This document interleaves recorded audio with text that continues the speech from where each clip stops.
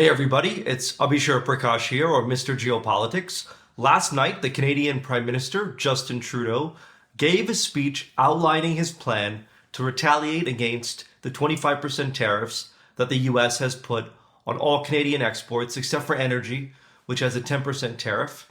It was a speech that had two meanings. The first was what everybody heard, but there was a lot of other clues as to what Trudeau is thinking, as to what Trudeau is trying to achieve in this new trade fight with Canada's biggest trade partner that many may have missed. So in this video, I want to go over 5 key parts of Trudeau's speech, decode the speech, and provide you with some new insights. But before I get into that, it's important that I reiterate that what's taking place between the US, Canada, and Mexico is a turning point for North America. This is not like the 2016 trade fights. This doesn't have anything to do with these fights. In fact, this is fundamentally different. This is a structural change, and this is leading to what I call a reintegration of North America that will take years, if not decades. So the old status quo is gone, and North America is now truly in uncharted waters. So there's 5 key parts, 5 key ways to decode Trudeau's speech. The first is how he started. He started speaking to the American people, not to the Canadian people, but to the American people, because Trudeau is trying to make Americans, especially in states where Canada is targeting certain exports, trying to make these states aware that as consumer prices rise in America, the blame lies with the White House, not with Canada. And this is a deliberate strategy to create internal pressure in the US as red states and blue states face new economic strain, and then in turn go to Washington and attempt to lobby Trump to change direction. And connected to this is also maybe a longer objective, which is that as much as the US presidential elections concluded last November, next year the US midterms will take place, and the economic situation of the US will play a big role, if not the biggest role. And Trudeau might be trying to inform Americans that as prices rise, that their political winds may begin to change as well. So that's the first way to decode Trudeau's speech. The second point is that Trudeau introduced a new front in this trade war called non-tariff responses. So far, the fight between the US and Canada was about tariffs, was about the 25% tariffs on Canadian goods. But Trudeau has gone beyond this, unveiling a new angle to come at America from non-tariff means. And this is effectively any kind of trade action which goes beyond adding a tax, adding a levy to US imports. So it could mean shuttering and throttling Canadian energy exports. It could mean limiting the export of Canadian critical metals. It could mean even going after key Canadian exports like potash or uranium. So this is no longer just about tariffs. America may have started the tariff fight.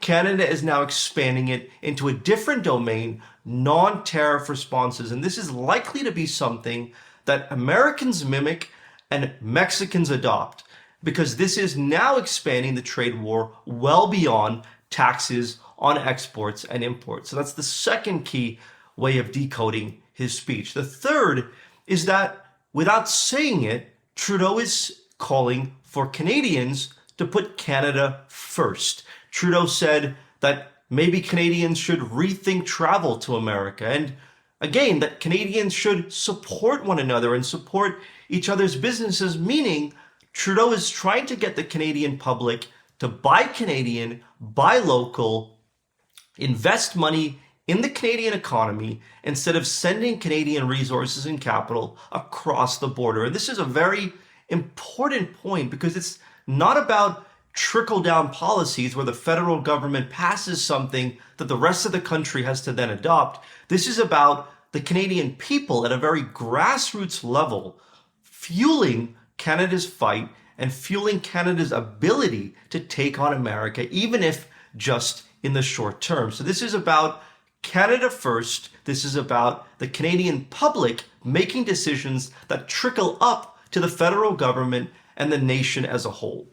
The fourth point is that the Prime Minister is not focusing on a specific province, on a specific part of Canada to take the fight to the US. Repeatedly, Trudeau talked about ensuring that the whole nation, that each province is equally in this fight, that no specific province is taking a larger responsibility, is taking a larger weight in going after the US tariffs. And this is incredibly important because it's about the economic wiring of the country. It's about ensuring that no single province is forced into the red zone economically.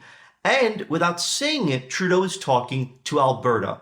Alberta has been the holdout when it comes to the provinces in terms of unified action against the US. Alberta is very much focused on its own economic situation as 97% of its oil exports go to the US. And so Trudeau is trying to make it clear to Alberta that whatever next steps take place from the federal government, they will not single the province out, that they will focus on ensuring stability and some kind of economic equilibrium when it comes to burden sharing. That's the fourth key point. The fifth and last key point is that Trudeau, being on his way out of role as Prime Minister and head of the Liberal Party, is creating the conditions and the parameters and the playbook for the next Canadian Prime Minister. Whoever walks into this job will now be forced to adopt the measures that are being implemented today,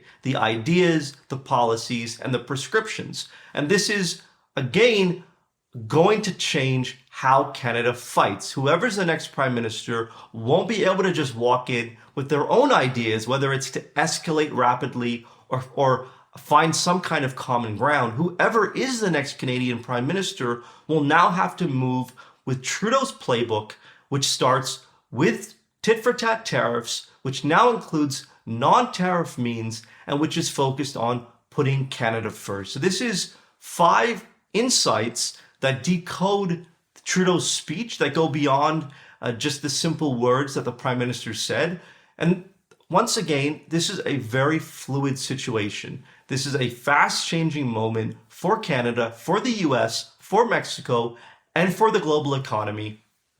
There's a lot riding for all 3 nations, but especially for Canada and Mexico being significantly smaller economies than the US. This is a defining moment in the history and future of these countries. So I hope you resonated with today's video insight. Leave your comments below and talk soon.